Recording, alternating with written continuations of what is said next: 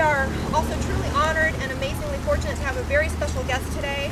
This man is considered to be the world's most renowned expert and authority on parental alienation. He is a clinical, research, and consulting psychologist and a clinical professor at the University of Texas Southwestern Medical Center. He is a highly sought-after keynote speaker. He is the author of many books. He has made numerous television appearances. He has consulted at the White House. Courts, legislatures, and social scientists throughout the world cite his studies. I highly encourage you to get his DVD, Welcome Back, Pluto. Welcome Back, Pluto is made specifically to educate children about parental alienation. Talking to children about parental alienation is hard. It is very awkward, and I urge everyone to get the DVD, Welcome Back, Pluto. Those of us involved in parental alienation awareness know that it's a once-in-a-lifetime opportunity to meet this man and hear him speak. He's here today to explain what parental alienation is and why events such as this are so important. It's truly my honor and privilege to introduce Dr. Richard Warshak.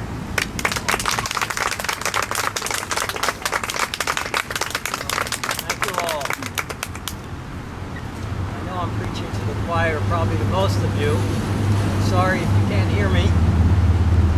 Picture a parent deliberately teaching a child to hate a group of people.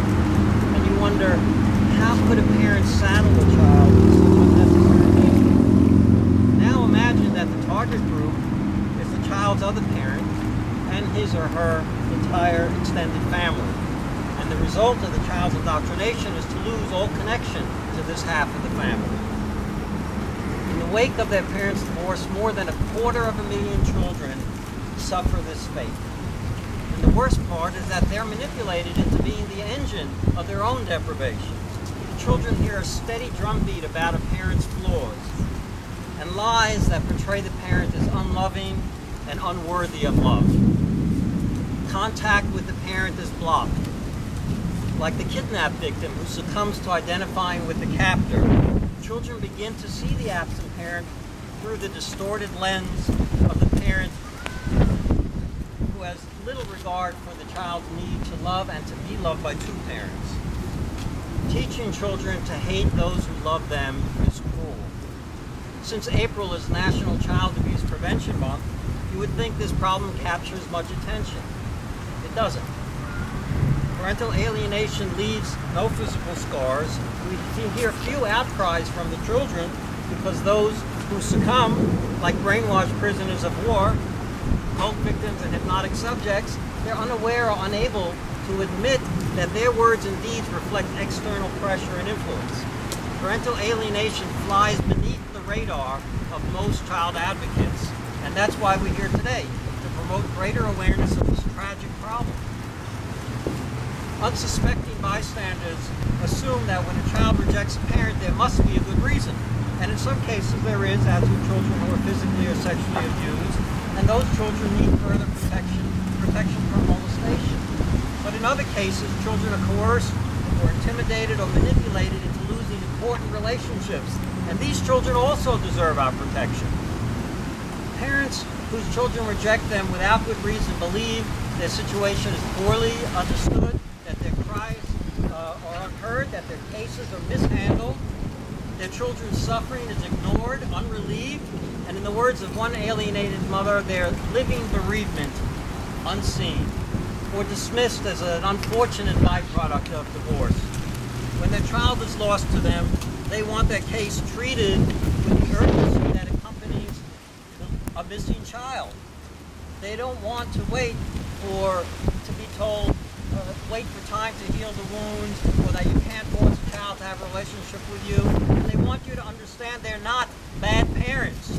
They want you to recognize and acknowledge the reality of their suffering, and they think that many of those who earn their living in the family law-related matters are doing a poor job of recognizing parental alienation and effectively responding to it. And after reviewing hundreds of cases throughout the U.S., Canada, and abroad, I have to agree with them. Rejected parents want courts to respond more quickly and more effectively to prevent the further deterioration of their relationship with their children. And they want you to recognize that a child who claims to hate or fear a parent may not be reporting feelings accurately, and that a child who chooses to avoid a parent may be exercising immature, unreasonable judgment. They want children's irrational and justified rejection of a parent recognized as a genuine problem. They want to rescue their children, and they want court orders, and they want enforcement of court orders that allow them to restore their opportunity to raise their children. Unless you've seen this close up, you might have a hard time believing how easy it is for a parent to poison their children's feelings for the other parent and that parent's relatives, and how rapidly the transformation from love to hate can take place. Some of these vindictive parents are only dimly aware of the harm they cause. Others are doing it very deliberately. And let's be clear on how this affects the children. We're not talking about children who merely misbehave on occasion or respond to discipline by telling a parent, "I hate you," only to ask for help or a meal an hour later. These children are taught to fear or hate a parent. One child I worked with was convinced that his father would kill him in his sleep. And most of these children express attitudes of utter contempt, and they feel no shame or guilt for acting in ways that are entirely unacceptable. We're not speaking of children who merely love one parent more than the other. These children throw hot soup on their parents. They write notes telling their mother, whom the rest of the world knows as a good and loving mother, that she's not a real mother, only a birth mother. Mother's Day cards are returned. A boy said that he'd like to give his father a hard kick between the legs, kill him in his sleep, and have him die a horrible death.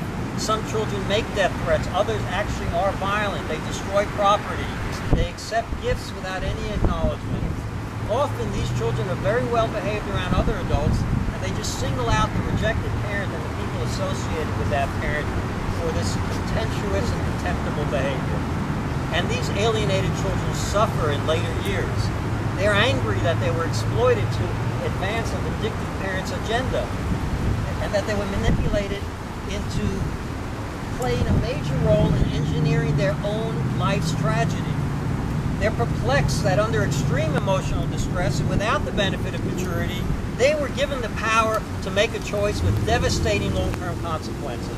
And along with their bereaved, rejected parents, they mourn the loss of all the opportunities for shared family experiences that were denied, and whose memories are now marred by the parent absent from the photographs.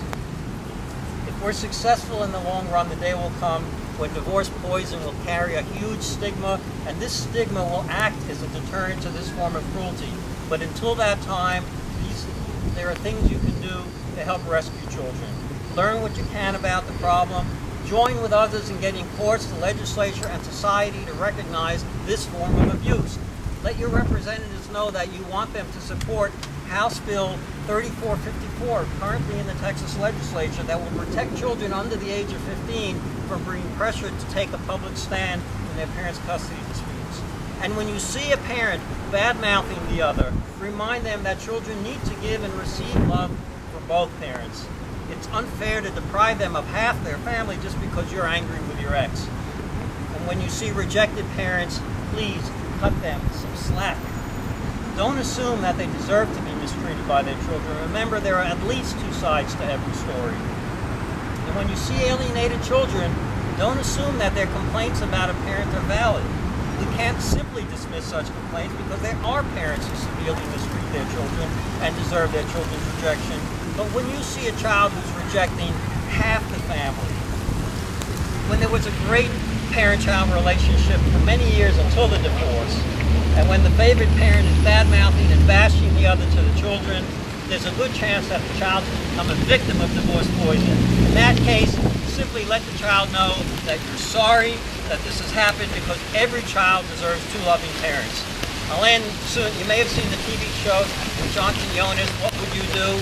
The point is to see how bystanders would react. One episode showed parents emotionally abusing children. When you witness the abuse we call parental alienation, what will you do?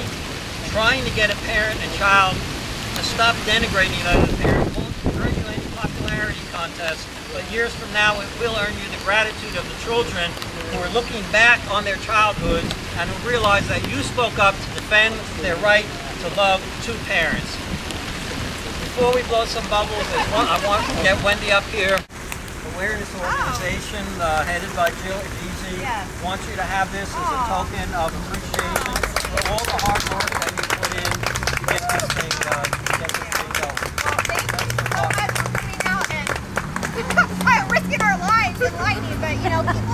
are involved in parental alienation awareness, you know, we kind of risk a lot to be advocates